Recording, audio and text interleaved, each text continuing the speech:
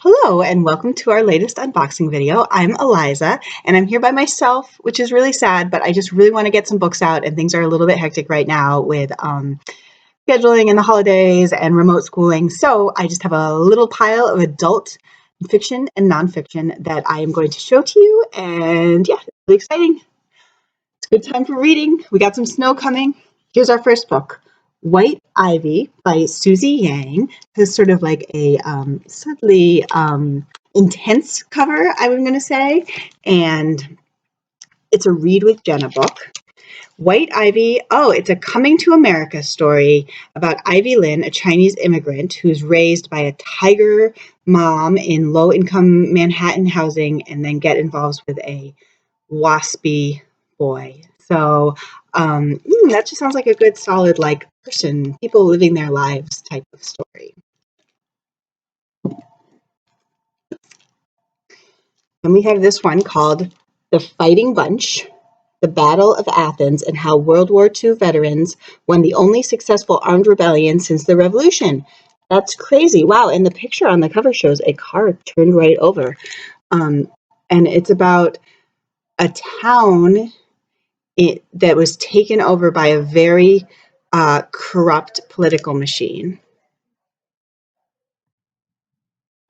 And these World War II veterans pushed back after coming back from the war, and then managed to get democracy back to the town. That sounds really cool. I think probably a lot of people don't know about that in history.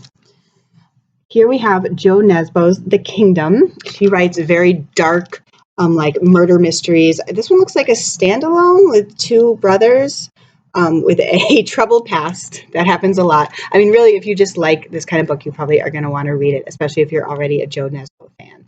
And I like the subtly creepy cover with the sign being all sort of burned out and rusty, the Twisty Road sign.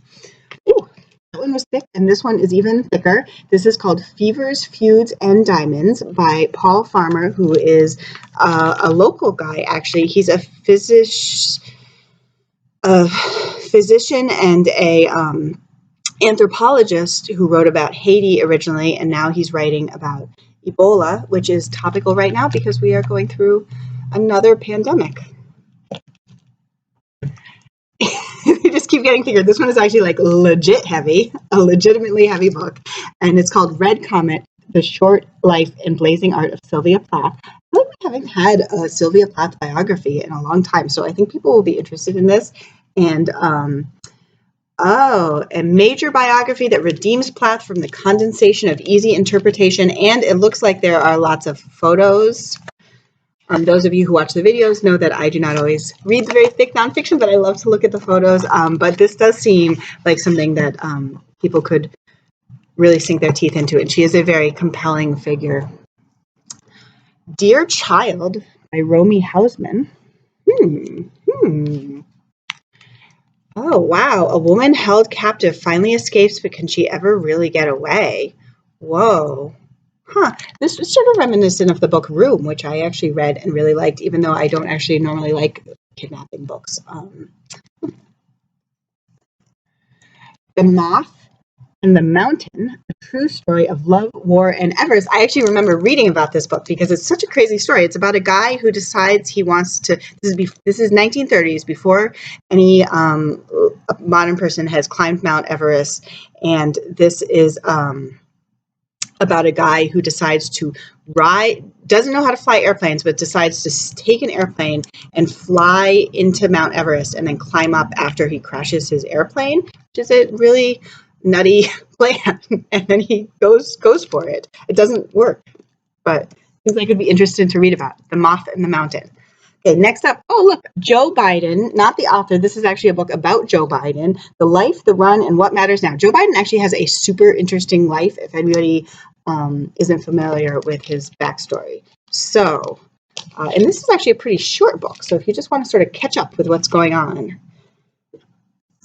Tom Clancy, Shadow of the Dragon, a Jack Ryan novel. People are going to want this. Very popular. They're actually written by Mark Cameron now, but they still have Tom Clancy's name on them. I wonder if they have a picture of, look, they have a picture of both of them. And this book has been getting a lot of buzz. It's called Group, and it's about how one therapist and a circle of strangers saved my life. And it's about a woman who joins a therapy group where everything is very open, and just about that experience.